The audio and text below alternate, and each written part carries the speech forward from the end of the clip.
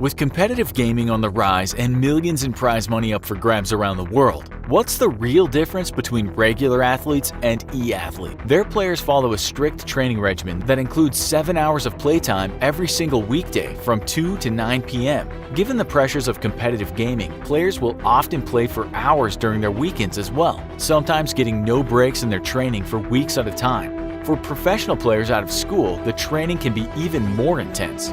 Optic Gaming, one of the world's best esports teams based out of the Chicago area, puts its players through a brutal and strenuous regimen that includes both actual playtime and social media outreach, critical to the success of any e-athlete.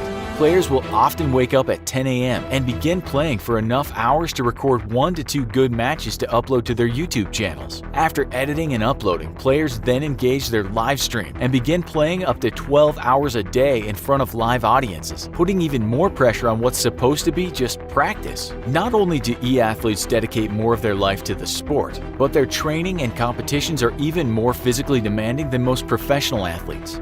In 2016, a study by the German Sports University found that e-athletes produce cortisol, a stress hormone in their bodies equivalent to a race car driver, and they achieved heart rates as high as 160 to 180 beats per minute, equivalent to running a marathon. According to the German study, this is because e-athletes are not only executing extremely rapid eye, hand, and arm movements, but engaging multiple portions of their brain simultaneously and conducting high-level critical thinking as they formulate tactics or respond to their opponent's moves. They are engaging their brains in ways that few physical sports can compare to.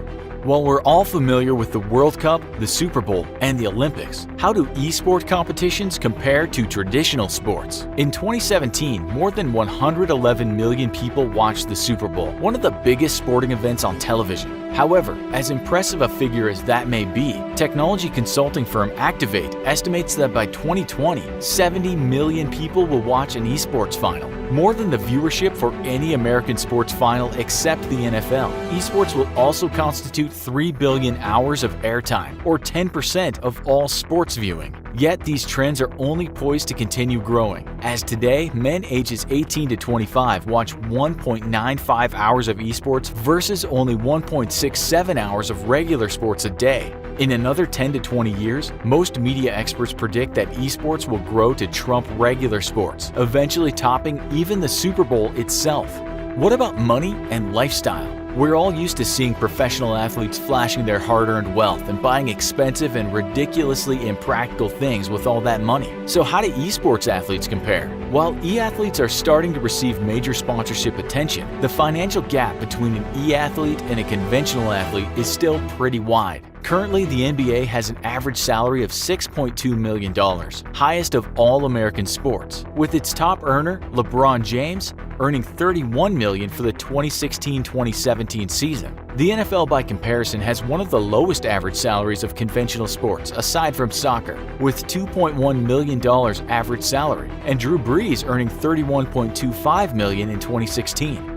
For e-athletes, a standard salary can be quite rare, with only the top competitive teams in the world actually paying their players a fixed salary. North American-based team Ember pays its players between $57,500 and $65,000 a year, with up to $27,000 in performance and signing bonuses. Riot Games, the developer of League of Legends, one of the most popular esports games in the world, pays players in its championship series a base salary of roughly $12,500 for 3 months of work.